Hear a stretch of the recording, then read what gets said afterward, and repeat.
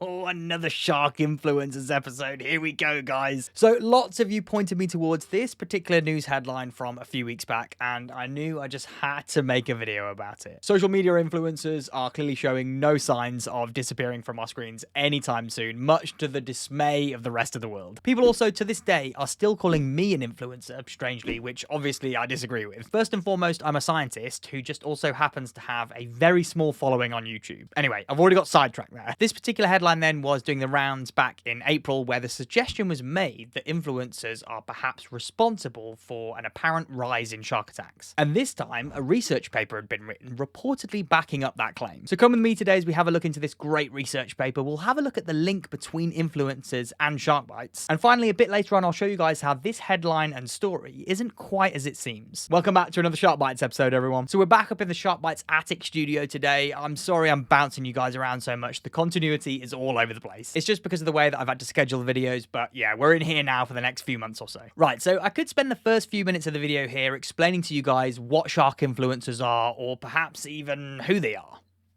But I think that would be a bit of a waste of time considering that's ground that I've already covered in this video here. If you can't see that link, by the way, I'll post it in the description as well. All you need to know is that there are people out there that have now been termed shark influencers, where their content generally revolves around them doing exceedingly dangerous things with sharks. And normally that's things like touching the sharks, which has now been glammed up with the official term redirection. You know, where they put their hand on the face of the giant predatory tiger shark and say to you in the video, right guys, this is what you do if you come face to face with a giant predatory tiger shark. Anyway, a research paper came out not too long ago, lead authored by Eric Kluwer, a French shark scientist. I do know Eric, we're working on a few different things together, including a research paper, but he spent around the last 20 years or so of his life conducting research that revolves around shark attacks. You know how I generally say to you guys before we do a shark attack video that I'm not a shark attack specialist, it's not my area of speciality? Well, it definitely is Eric's area of speciality. The thing about Eric, though, is that his work on shark-human interactions, believe it or not, is somewhat controversial. Eric's thoughts on the motivations for sharks when they bite humans tends to buck the trend of what we've been told about shark attacks for the last 30 years or so. He wholeheartedly disagrees with the mistaken identity hypothesis, and he also disagrees with the shark attack files classifications of provoked and unprovoked. Over the last 15 years, he's had a fair amount of pushback from the scientific community about his research, but to be fair, that's what the scientific community is great for. Healthy debate and critique. It's what moves the science forwards. Anyway, to cut a long story short, he's proposed 7 different motivations for shark attacks. You've got investigative/exploratory bites, competition bites, defensive bites, clumsy bites,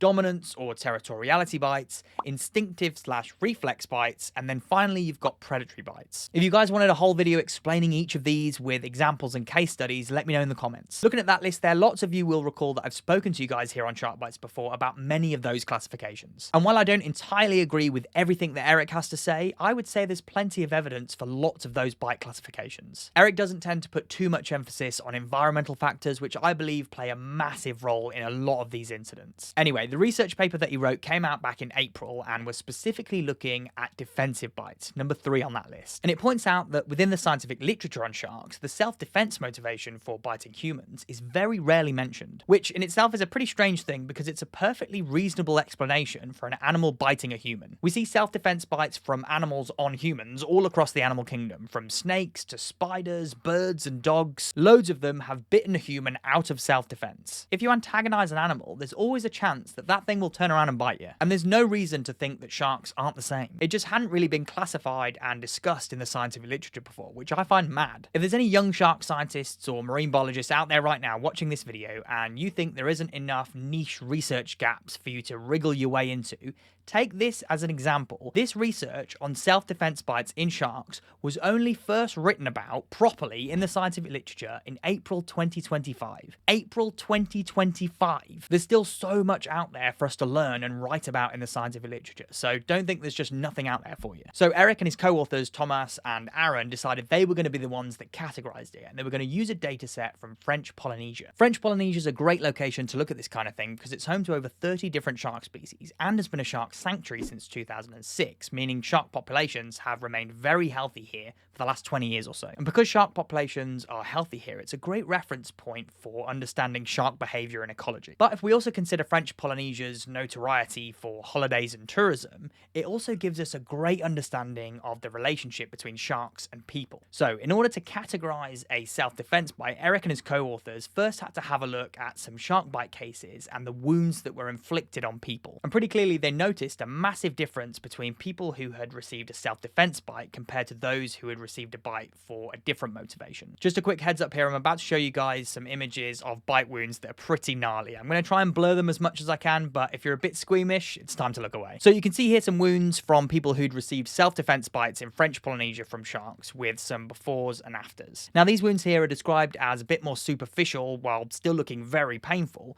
but in those examples, the people in question all made full recoveries. About 80% of self-defense bites in French Polynesia resulted in wounds that look like these, which are classed as minor to moderate in their level of injury. In these situations, the shark has normally bitten once or maybe a couple of times, but in the process of biting, hasn't removed large amounts of tissue from the victim. This is considerably different to feeding motivated bites, whereby massive amounts of tissue has been removed from the victim across several bites, which normally leads to major hemorrhaging and eventually death. Of course, I'm not going to show you guys any of those kind of pictures because they are really grim. Now, of all the data and the bites that they analysed from the area, self-defense bites made up between 5 and 10% of all of them. There is a range there because they decided to analyse the data set in two different ways. First, from 1940s to present day, and then second, from 2009 to present day. And the reason that they've done that there is because that first data set, even though it's larger and spans over a greater amount of time, it's less reliable because the reporting and the information on shark bites wasn't as detailed. Whereas from 2009, you've got a lot more detailed information in those reports to be able to draw conclusions from it. A few activities that often ended up resulting in a self-defense bite was spearfishing, no surprises there, but that's more when the spearfisher themselves has actively gone to spear that shark for whatever reason and the shark has turned around and ended up biting them. And then other activities that ended up inducing self-defense bites were handling either for scientific work or touching/handling them during photography. That photography one there's an interesting one, so just keep that in mind for a minute. Now, for lots of you so far, I imagine that you'll be wondering, what on earth has all of this got to do with influencers? Because nowhere in this research paper do the scientists who wrote it mention anything about social media or influencers. And that right there is a classic case of journalistic twisting. One of the journalists writing a story about this research paper had a brief interview with Eric Kluwer, and he said this: "I don't encourage, as many influencers do on social networks, people to cling to a shark's dorsal fin or stroke it under the pretext of proving that they are harmless, and those people are supposedly working for their conservation. People know the difference between a Yorkshire Terrier and a pit bull, whereas they don't know the difference between a black-tip reef shark and a bull shark, which are their marine equivalents." I think that's a fantastic way to put it, to be fair, but that's all he said. Now, knowing Eric and speaking to him a few times, I know what his thoughts are on shark influencers, and like me, he's not their biggest fan, because he shares the same concerns that I do, in that many people can't seem to separate what they're watching on their Instagram with what happens in real life. These animals can be dangerous. They will bite you, sometimes out of self-defense because someone's got a bit too close or shoved a camera in their face or tried to touch them. Now, where on earth might they have got that idea from? Oh yeah, the people on the internet touching the sharks. We just see it time and time again. I even did a whole compilation on influencers being bitten by nurse sharks. But sometimes the shark that's ended up biting the person out of self-defense isn't a relatively harmless nurse shark. Sometimes it can be deadly. A woman was reportedly trying to take pictures of a bull shark in the Turks and Caicos Islands earlier this year and got both of her hands bitten off. To be fair, the husband does refute that claim, but my question would be,